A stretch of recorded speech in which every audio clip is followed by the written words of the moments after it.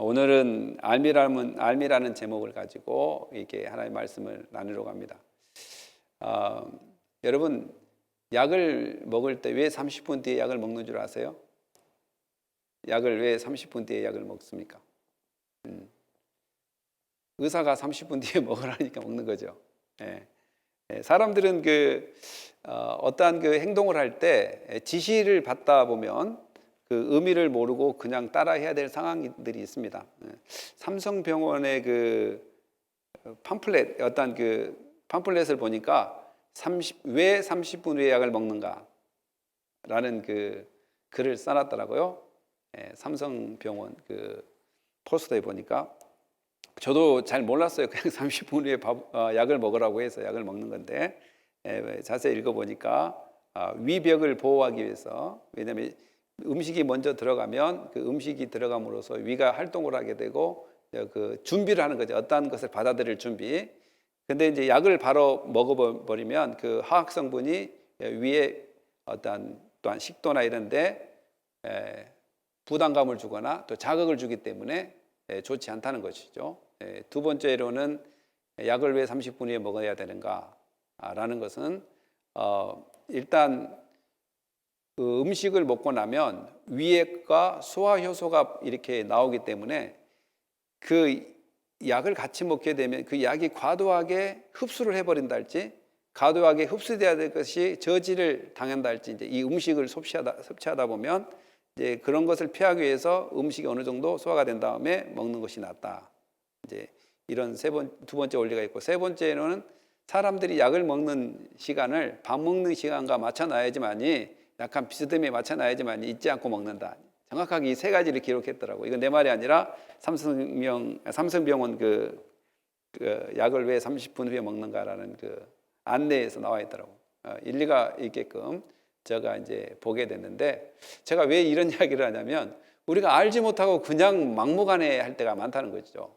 우리가 예수를 믿어도 왜 우리가 예수를 믿고 구원받았는지, 이것을 막무가내 그냥 목사나 또한 어떠한 사역일을 통해서 예수 받아들였으면 예수 믿습니다. 그럼 믿으면 구원받습니다. 아멘입니까? 예, 아멘입니다. 그리고 그냥 교회만 열심히 다니면 이게 된 줄 알고 이렇게 그 원리를 알지 못하고 할 때가 많이 있다는 것이죠. 이처럼 오늘도 말씀도 바울이 에베소를 우리가 저번에 이야기했다시피 3차 여행 때 거기서 약 3년 가까이 머물면서 그들을 잘 양육시켰습니다. 물론 전도 2차 여행 때, 선교 2차 여행 때 잠깐 들리기는 들렸지만 그때 양육을 하거나 그러지는 않았어요. 그래서 대부분 학자들은 3차 여행 때 에베소 교회를 세웠지 않았을까 이렇게 이야기하고, 원래 실제로 또 3년 가까이 거기서 그들을 가르치고 세웠기 때문에, 그런데 이제 1장에서 우리가 이야기했다시피 우리가 예정을 받고 선택을 받아서 하나님의 백성이 되었다. 예수 그리스도 안에서.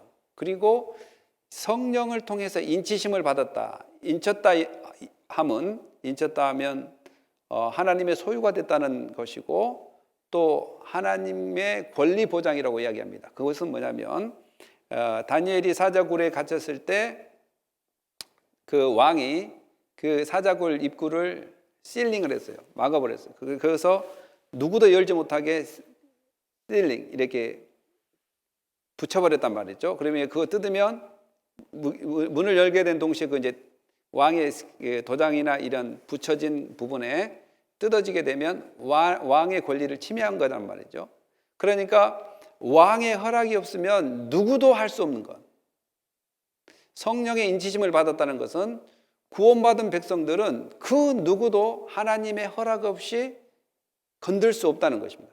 그 정도로 우리가 선택되고 예정되어서 구원받는 것이 얼마나 큰 가치 있는 것인지, 성령의 인치심의 의미는 바로 그런 것이 있다는 것이죠. 우리는 예수 그리스도의 소유, 또 하나님의 그 자녀로서의 그 인치심. 누가 그걸 인치신다고요? 바로 성령께서 인쳐주셨다는 거죠. 그래서 우리의 구원이 흔들림이 없이 굳건히 세워질 수 있는 것은 내 때문에 그런 것이 아니라 성령 하나님께서 그렇게 보호하시고 인도하시고 인치심으로 우리의 구원은 완전한 구원이다. 이 말은 불안한 구원이 아니라는 것이죠. 불안한 구원이 아니다. 인간의 힘으로 했다면 불안해. 어떨 때는 봉사 잘하고 싶고, 어떨 때는 봉사하기 싫고, 어떨 때는 교회 나가고 싶고, 어떨 때는 교회 나가기 싫고, 어떨 때는 전도하기 싫고, 하기 싫고, 어떨 때는 전도하고 싶고, 이렇게 우리의 그 심리는 불안하단 말이에요. 그러면 이런 불안한 위치 조건에 있는 우리가 구원을 얻게 된다면 우리가 가진 구원도 어떨 때는 잊어버리기도 했다가, 어떨 때는 받기도 했다가, 어떨 때는 구원 안 받는 것처럼 생각하고, 어떨 때는 구원 받는 거 얼마나 불안합니까? 얼마나 불안해요. 하나님께서 그런 불안을 주기 위해서 예수님 그리스도를 십자가에 못 박혀 죽게 하지는 않았습니다. 다시 살게 하지는 않았습니다.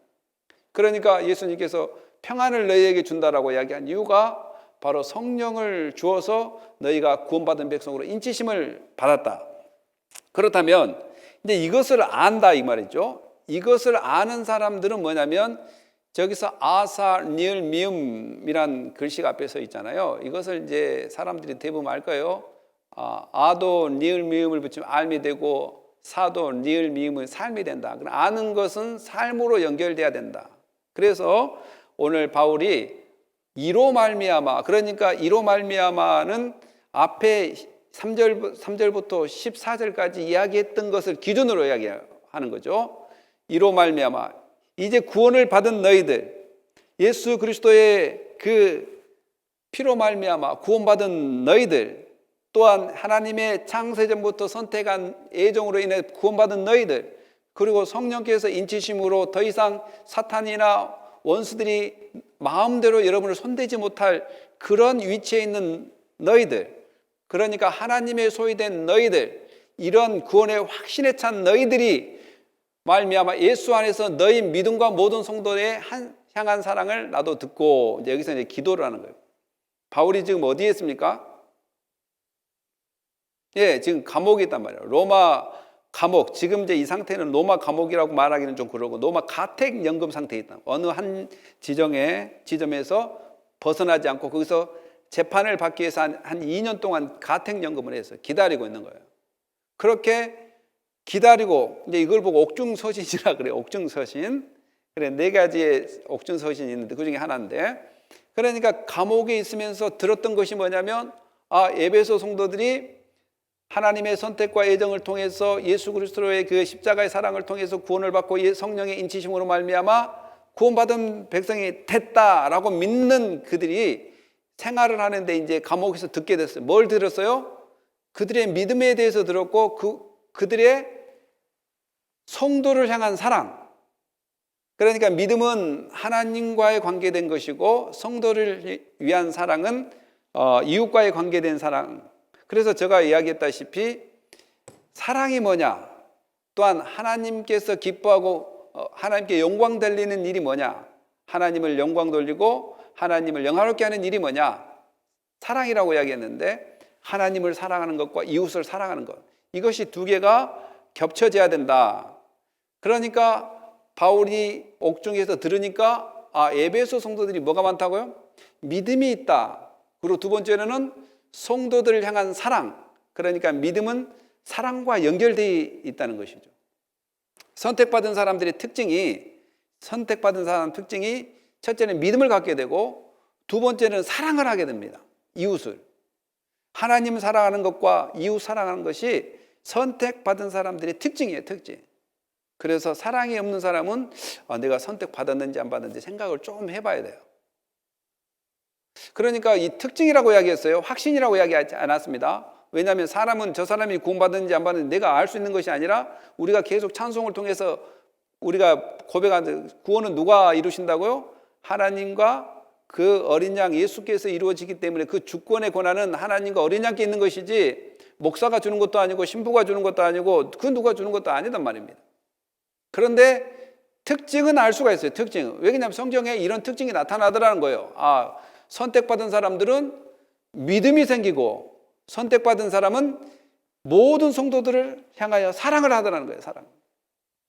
사랑. 그래서 내가 믿음이 있다고 하면서 셀피시, 희생을 하지 않으려고 하거나 교회에서 섬기려고 하지 않거나 그러면 좀 생각을 해봐야 돼요. 내가 온전한 신앙인지 온전한 믿음인지. 근데 바울은 이걸 들었다는 것은 믿음을 들었고 성도들을 향한 사랑을, 그들이 서로 사랑한다는 소리를 들었습니다. 그래서 믿음은 행위가 따르게 돼 있다는 것입니다.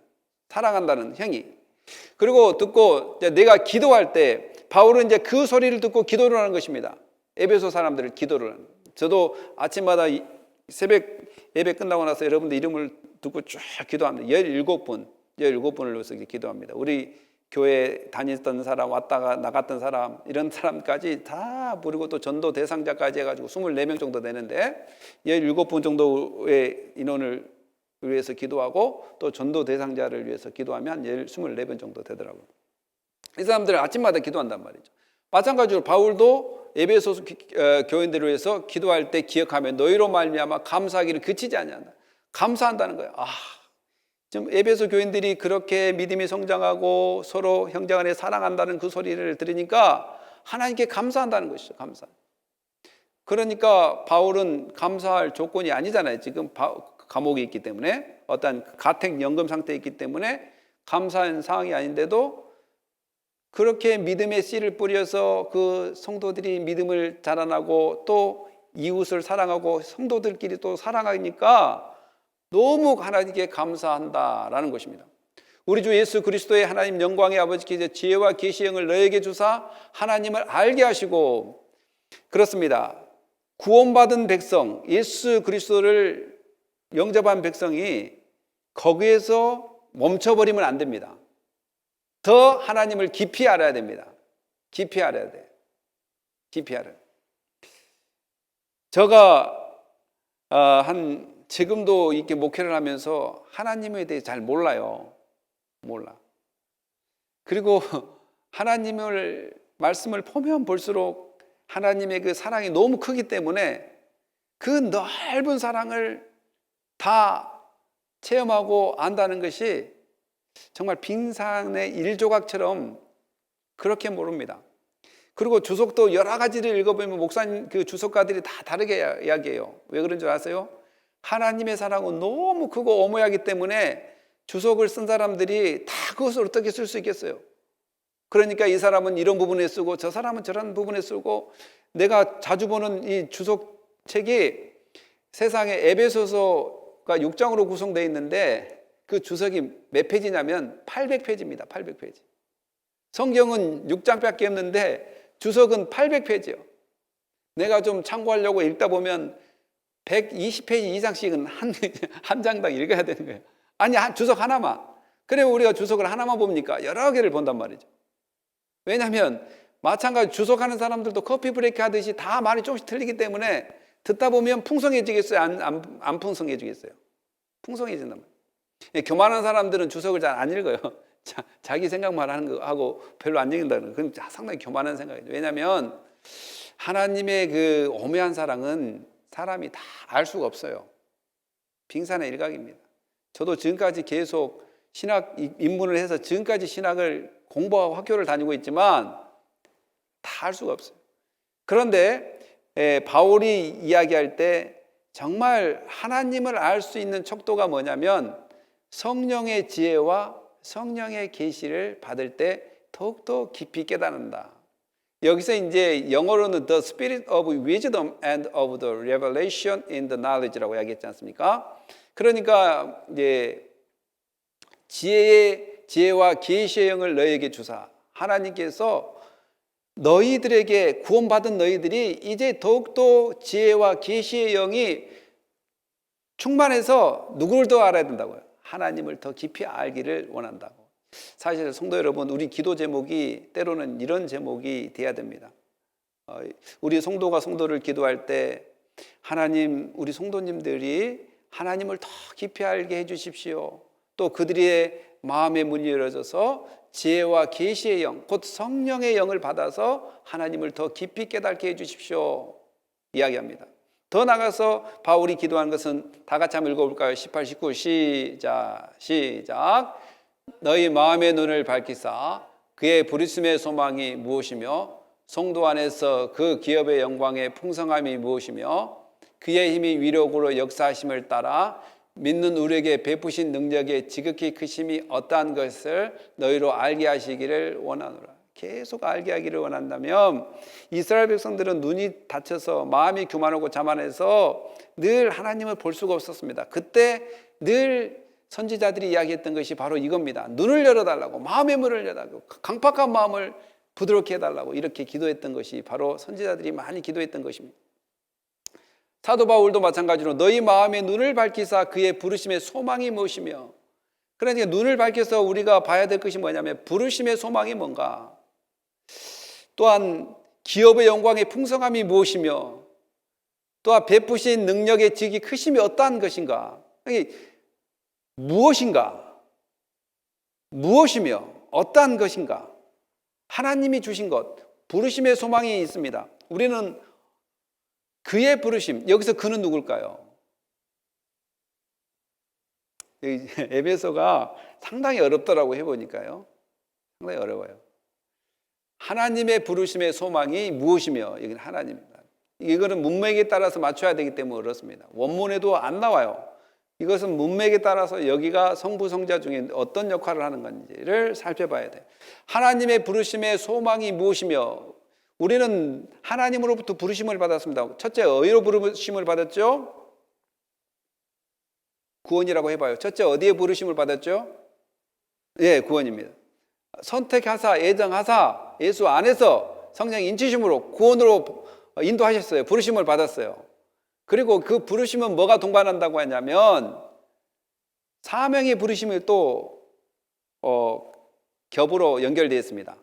그러니까 구원으로 부르심을 받는 사람은 또 사명의 부르심으로 또 연결되어 있어요.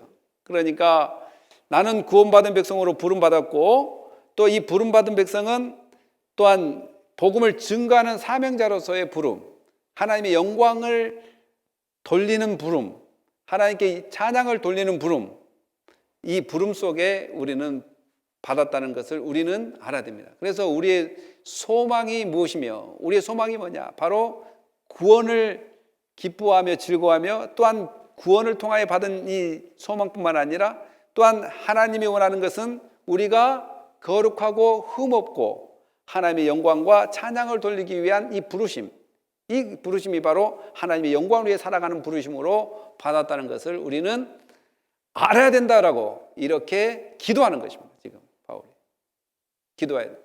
그리고 기업의 영광과 풍성함이 무엇이며, 우리가 받은 기업은 하나님의 소유가 된 것이고, 또 이 소유는 이 땅에서 누려진 소유뿐만 아니라 이제는 예수 그리스도를 통해서 구원받는 백성이 영원히 누릴 천국을 함께, 이 땅뿐만 아니라 영원히 우리가 거해야 될 천국의 이 기업의 소유를 풍성히 깨닫기를 원한다는 것입니다. 그래서 우리가 이 땅에 어려울 때, 힘들 때 어떻게 믿음으로 견딜 수가 있었냐면, 초대교회 사람들이 사자밥이 되고 또한 네로 황제의 그 모진 핍박 속에서도 이길 수 있는 것은 소망이 있었기 때문에 그렇습니다. 나에게 오늘 죽어도 천국 갈 수 있는 소망, 예수 그리스도 때문에. 그래서 옛날에 저희들이 자주 불렀던 노래, 정말 제가 은혜 받았던 노래 중에 하나가 있었는데, 낮에나 밤에나 눈물 머금고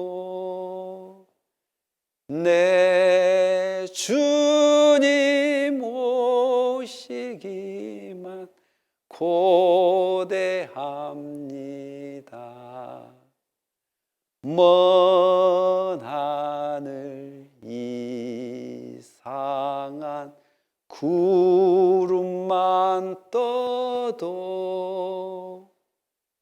행여나 내 주 예수 오시는가 해. 이런 노래가 자주 불렀습니다. 지금도 그런 마음입니까? 지금은 하나님 좀만 좀 늦게 오십시오. 지금 내가 좀 이 아파트 당첨권이 좀 있는데 이거 좀 당첨을 받아야 되겠고, 내가 좀 할 일이 좀 있는데 좀 해야 되겠고, 내가 요새 골프도 좀 많이 쳐야 되겠고, 또 운동도 좀 많이 하고 테니스도 좀 많이 해야 되겠고, 여러 가지 좀 할 일도 좀 많고, 우리 애들하고 좀 여행도 좀 다녀야 되겠으니까 좀 천천히 좀 오면 안 될까요, 하나님? 이럴 수도 있을 겁니다. 그러나 지금이나 예전이나 우리의 마음 가운데는 자꾸 이 소망이 있어야 됩니다. 영원한 기업에 대한 풍성한 소망. 내가 오늘 주를 위해 살다가 주님 부르시면 천국 간다는 소망. 내가 이 어려움을 이길 때 정말 하나님께서 나를 보고 계신다는 이 소망. 이것은 저도 이제 교회를 다녀보고 평신도도 돼보고 목회도 해보고 신학도 공부를 해보고 또 담임 목사도 해볼 때 가장 이것이 언제 기다려지냐면 전도하러 다닐 때 가장 이것이 기다려집니다. 하나님 빨리 오십시오. 빨리 오십시오. 테니스 칠 때 뭘 하나님 빨리 오시려고 합니까? 전혀 기다려지지 않아요. 맛있는 거 먹으러 다닐 때 전혀 하나님 빨리 오십시오 기다려지지 않아요.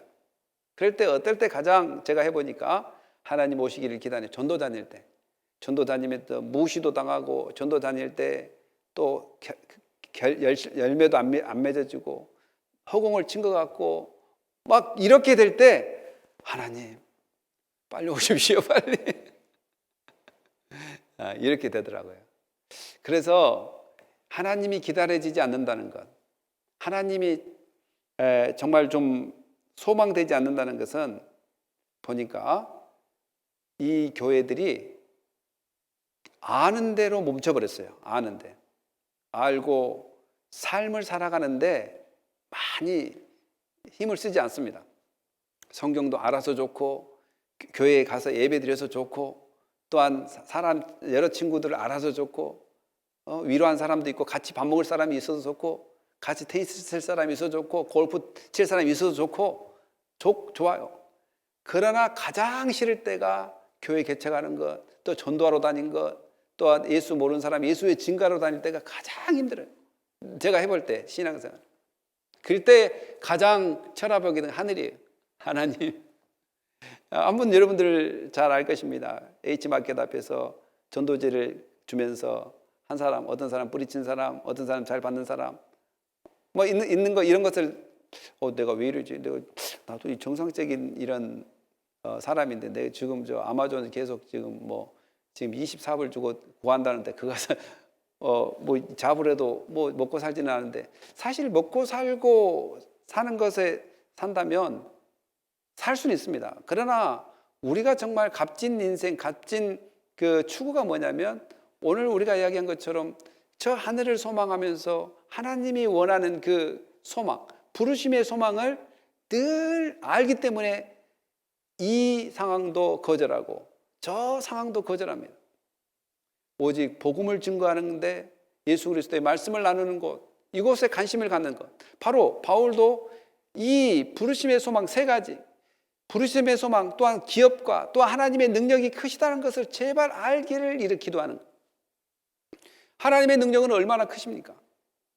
하나님의 능력이 너무너무 크기 때문에 예수 그리스도를 이 땅에 보내주셔서 우리를 구원해 주셨습니다. 하나님의 능력이 너무너무 크기 때문에 천지를 창조하셨습니다. 어떤 목사님이 이런 이야기를 하더라고요. 천지 창조하는 것이 쉬운가? 우리를 구원하신 것이 더 쉬운가? 여러분 어떻게 생각하세요? 천지를 창조하신 것이 하나님께 쉽겠어요? 우리를 구원하는 것이 더 쉽겠어요? 어떤 목사님 그 이야기를 하시더라고요. 그래서 이야기하기를 아마 천지 창조한 것이 쉬웠겠다라고 생각. 아무것도 없는 것에서 있으라면 다 있어버렸지만 우리를 구원하는 것은 할 일이 너무 많은 거예요. 자기 하나밖에 없는 독생자를 죽여야만 하고 또 그를 구원한 백성들이 말을 듣습니까? 또 잘 들어요? 천지 창조할 때 말할 때 확 있으라면 있어버렸지만 구원을 이루려고 선택한 백성들이 예정하다 부를 때 그냥 겸손히 따라온 사람이 다 없다는 거예요. 다 고집 부리고 아집 부리고 자기 잘난 척 하다가 마지 못해서 온 사람도 있고 또 불러서 그렇게 구원했는데 하나님 왜 나를 구원했습니까? 나는 세상이 더 좋은데 그리고 하나님의 말씀을 대로 사는 것보다 세상을 따라하는 게 좋은데 막 이렇게 저항하는 사람도 있고 그렇든 어쨌든 세상을 창조한 능력, 예수 그리스도를 이 땅에 보내주신 능력, 또 우리를 구원하여 하나님 백성으로 계속 인도해 나간다는 능력이 하나님 안에 있다는 것을 제발 알게끔 바울은 이렇게 기도합니다. 사랑하는 성도 여러분, 여러분도 부르심의 소망을 저 깨닫게 하기 위해서 기도해야 될 줄 믿습니다. 또 기업의 영광과 풍성함이 나에게 넘쳐나는 그 은혜로 주셨다는 것을 깨달아야 되고 또 하나님 안에는 엄청난 능력이 있다는 것도 깨달아야 됩니다. 그러기 위해서는 기도를 해야 돼요. 바울이 기도한 것처럼.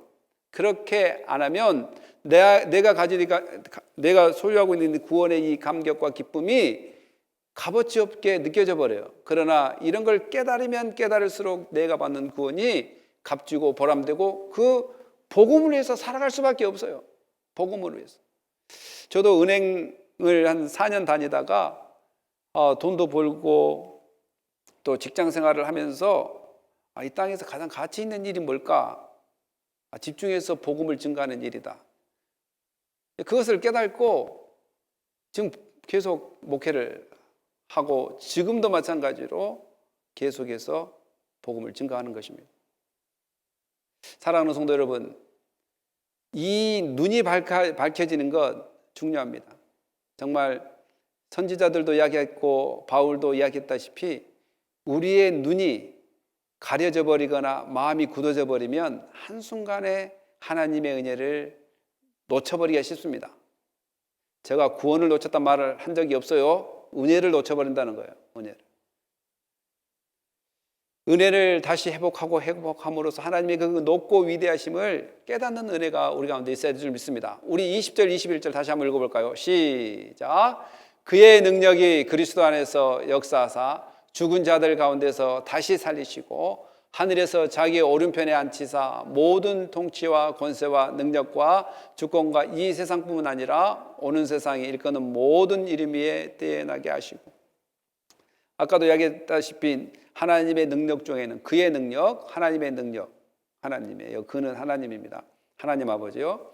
하나님 아버지의 능력이 이제 아까 소망과 기업과 능력 중에 마지막 세 번째 포커스를 맞춰서 좀 계속 기도를 하는 것입니다. 원래 이 15절부터 23절은 한 문장입니다. 한 문장.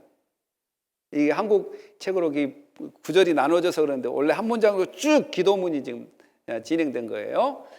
하나님의 능력 그리스도 안에서 역사하사 죽은 자 가운데 다시 살리. 이거 누구의 능력으로 이렇게 됐다고요? 바로 하나님 아버지의 능력으로 다시 살리고 오른편에 앉히시고, 이제 오른편에 앉히셨다는 것은 뭐 위치적인 측면보다 권능과 능력을 그에게 위임했다는 거예요. 그래서 예수 그리스도께서 이 땅을 통치해 가신다. 오는 세대뿐만 아니라 가는 세대. 그러니까 영적인 존재뿐만 아니라 시간의 존재인 모든 상황 가운데 하나님께서 예수 그리스도를 이름에 뛰어나게 하셨다라는 것입니다. 그러면 이제 사람들이 이제 이렇게 물어봅니다.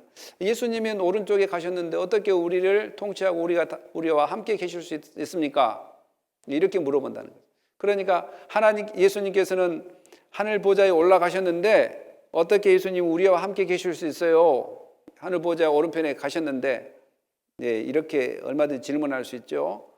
그것은 예수님의 속성이 두 가지 있다고 이야기했어요. 신성과 인성이 있다고 그랬습니다. 예수 그리스도의 바디, 인성은 하늘 보좌 위에 계시지만 신성은 제한을 받아요, 안 받아요? 제한을 받지 않습니다. 하늘 보좌와 이 땅에 함께 공유할 수 있습니다. 신성이기 때문에 안에 계신 데가 없습니다. 그래서 예수님이 오늘도 성삼위 하나님과 우리 함께 계시다는, 우리를 지키시고 인도하시고 이분이 온 세계에 뛰어난 이름으로 계시고 더 나아가서는 만물의 머리가 되신다. 우리 마지막 한번 20, 23절 시작. 또 만물을 그의 발 아래 복종하게 하시고 그를 만물 위에 교회의 머리로 삼으셨느니라. 교회는 그의 몸이니 만물 안에서 만물을 충만케 하시는 이의 충만임이라. 우리가 읽을 때는 단순하게 22, 23절이 단순하게 보이는데 이것이 대부분 주석가들은 몇 페이지를 썼어요. 이게 쉬운 그 의미가 아닙니다, 사실은. 또 만물을 그 발 아래, 하나님이 만물을 예수 그리스도의 발 아래 복종하게 하시고 예수 그리스도를 만물 위의 교회로 교회 머리로 삼으셨느니라. 여기서 만물은 무엇을 뜻하냐면 우주 또한 하늘, 땅, 그리고 영적인 존재들, 천사, 그리고 인간들, 이 전 모든 것들을 아우렸어요. 그 만물을 예수 그리스도 아래 복종을 시켰다. 또 그 만물 위에 교회 머리로 삼으셨느니라. 그러면 이 교회를 만물 위에 삼았다는 의미가 뭘까요? 만물 위에. 교회를 만물 위에 삼았다. 이 내용이 5, 6가지로 이렇게 의견이 있어요. 그런데 이제 그 의견들을 다 이야기하기는 좀 그렇고, 만물 위에 교회의 머리로 삼았다. 어떤 사람은 예수 그리스도가 만물을 다스리지만 그 만물 가운데 교회를 우뚝 세웠다, 이 말은 아니다. 이 만물이 바로 저 앞에 있는 만물과 다른 만물이다, 이렇게 이야기하는 사람들, 바로 교인들을 이야기한다. 교인들, 성도들 위에 머리가 되신 것이지, 예수님이 안 믿는 사람의 머리가 됐단 말 들어보셨어요? 안 믿는 사람의 머리가 될 수 있는가요? 안 믿는 사람들에게 있어서는 통치자가 되는 것이다. 그리고 믿는 사람에게 있어서는 머리가 되고, 우리는 뭐예요? 지체가 되는 거다. 지체가. 그러니까 이것도 다 말을 하면 그럴듯하게 맞는데, 가장 중요한 것은 만물을 다스린 그 예수님이, 만물 위에 있는 그분이 바로 교회의 머리가 되셨다, 이렇게도 해석하는 사람이 있어요. 만물 위에 있는 그분이 교회의 머리가 되셨다.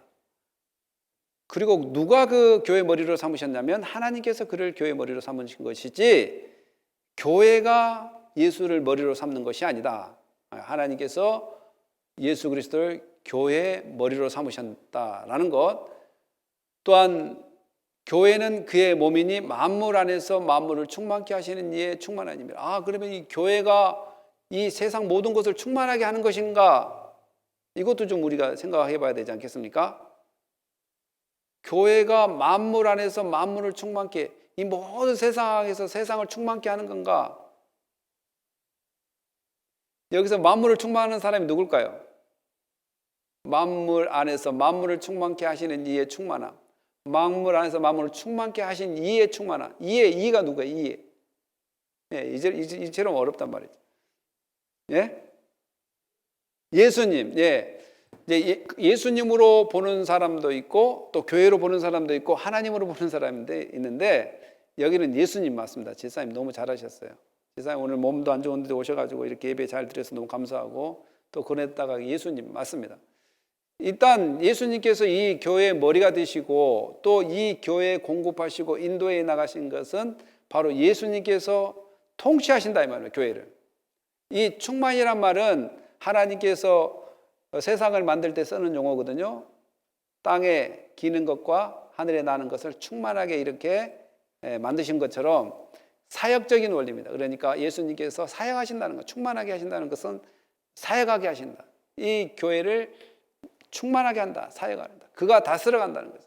예수님께서 인도해 나가신다. 사람이 볼 때는 힘들고 어렵고 나약하게 보진 교회인 것 같지만, 결국 하나님께서는 교회를 이끌어 가신다는 것입니다. 하나님께서 예수님을 통해서 바로 교회를 이끌어가고 교회의 필요를 공급하고, 그래서 구원을 위해서 예수님께서 자기가 심히 십자가에 돌아가셔서 구원을 이루셨고, 또한 예수님께서 그의 교회의 필요, 곧 성령을 보내주셔서 교회를 인도해 나가게끔 이렇게 예수님께서 지금도 역사하셔서 인도해 나가신다. 이런 측면에서 충만해라. 사랑하는 성도 여러분, 말씀을 마치려고 합니다. 우리가 아까 이야기했다시피 알지 못하고 하나님을, 또한 예수님을 믿는다라고 한다면 위험한 경우가 많습니다. 제가 주일날 아침에 교회로 오기 위해서는 밥을 먼저 먹었을까요? 샤워를 먼저 했을까요? 여러분은 교회 올 때 밥을 먼저 드십니까? 아니 이게 안 먹고 온 사람도 있겠지만, 밥을 먼저 드시고 오세요? 샤워를 먼저 하십니까? 박동수 지사님, 뭐 먼저 하세요? 식사를 먼저 하세요? 밥을 먼저 드세요? 식사를 먼저 하세요? 아니면 샤워를 먼저 하세요? 씻고 먼저? 샤워를 먼저. 예. 좋습니다. 저는 예전에 그걸 잘 몰랐어요. 왜 샤워를 먼저 해야 될지. 왜냐하면 저는 이제 밥을 먹다 보면 뭐가 좀 흘리고 그래서 그냥 먹고 깨끗이 씻고 와야지, 이제 이런 생각을 단순하게 했단 말입니다. 그런데 주일날마다 막 체를 하는 거예요, 체. 그것도 과학적인 논리가 있더라고요. 왜 샤워를 먼저 하면 안 되는지. 밥을 먼저 먹고 샤워를 하면 안 되는지. 근데 샤워를 먼저 하고 밥을 먹어야 된다는 거죠. 왜냐하면 소화 시간이 한 40분 정도 기다려야 되니까 소화되지 않는 사이 샤워를 해버리면 그 피가 따뜻한 물을 하면 너무 많이 흘려서 온몸이 퍼져버리고 소화 기능에 집중해야 될 피를 분산시켜 버리기 때문에 소화가 안 되고, 또 너무 차우면 36도 5도, 36.5도씨라는 그 유지를 해물어서 소화를 시켜야 되는데 너무 차가버리면 온도를 낮춰버리니까 피가 잘 흐르지 못하기 때문에 소화하는 데 방해가 된다는 거죠. 그래서 밥을 먹고 샤워를 하는 것이 아니라 샤워를 먼저 하고 밥을 먹는 것이 지혜로운 것이다. 이것을 알았더라면 내가 고생을 안 했을 텐데 라고 생각한 적이 있습니다. 마찬가지로 우리가 예수 그리스도를 믿는다고 하면서 그냥 덮어놓고 예수를 믿는다,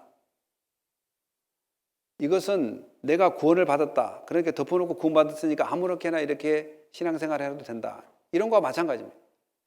사랑하는 성도 여러분, 바울이 기도한 것이 바로 우리는 부르심의 소망이 있고 하나님의 그 풍성한 기업의 은혜를 받았다는 것, 그리고 세 번째로는 하나님은 능력이 있으시다는 분, 능력이 있으시다는 분들 알게 해달라고 기도한 것처럼 오늘 우리도 예수 그리스도의 구원을 받는 그 구원의 은혜로 끝나는 것이 아니라 더욱더 깊숙이 하나님의 말씀을 듣고 또 하나님의 은혜를 더욱더 알기를 간구하고 구해야 될 것입니다. 그래서 성경 공부를 하게 되고 또 기도를 하는 것을 쉼없이 해야 됩니다. 사랑하는 성도 여러분, 알면 삶으로 연결되어 있습니다. 오늘도 많은 설교를 듣고 있지만 이 설교를 통해서 우리의 삶으로 나가야 됩니다. 삶으로 나가야 됩니다. 우리의 부르심이 뭔지, 구원으로 부르심, 소명으로 부르심을 있다는 것, 사명으로 부르심이 있다는 것을 깨닫겠다면 구원의 기쁜 감사를 드릴 뿐만 아니라 이제 우리가 복음을 증거하는 사람은 나가야 됩니다. 어떤 상황이 됐든 직장이 됐든 어디가 됐든 나가야 돼요. 그리고 사람들에게 의도적으로 접근을 해야 됩니다. 예수님도 의도적으로 늘 접근합니다. 그리고 문제를 하고 퀘션을 하고 오늘은 저쪽으로 가자, 오늘은 이쪽으로 가자, 오늘은 산으로 가자, 오늘은 저 마을로 가자, 오늘 귀신 들린 집 쪽으로 지나가자, 오늘은 선한 사마리아, 사람들의 비유를 통해서 아는 것처럼 모든 사람이 내 이웃이다, 이웃에게 가서 복음을 증거해야 된다. 사마리아의 우물가의 여인을 만나기 위해서 예수님이 그쪽으로 간 것처럼 가야 되는 것입니다. 그래서 하나님의 그 기쁘신 은혜와 사랑을 알면 알수록 우리는 가만 앉아 있을 수가 없고 정말 그 사랑을 깨달으면 깨달을수록 우리는 하나님을 기쁘시게 하는 믿음으로 성장할 것입니다. 우리 모두에게 그런 은혜가 있기를 예수님의 이름으로 축복합니다. 기도하겠습니다. 할렐루야. 하나님 감사합니다. 오늘 우리 가운데 하나님께서 인도해 주셔서 우리 삶이 삶으로 연결되어지게 하여 주시옵소서. 구원받았다고 알고 있는 것이 아니라 더 깊이 하나님을 경험함으로 그 구원의 깊으신 그 뜻이 무엇인가를 깨달으면 깨달을수록 하나님을 더욱더 찬양하게 돼 있다는 것을 깨닫게 하셔서 우리에게 눈을 밝혀주시고 마음을 열어주시고 상황과 처지를 열어주셔서 하나님을 영화롭게 하는데 부족함이 없도록 인도하여 주시옵소서. 감사하며 예수님의 이름으로 기도합니다. 아멘.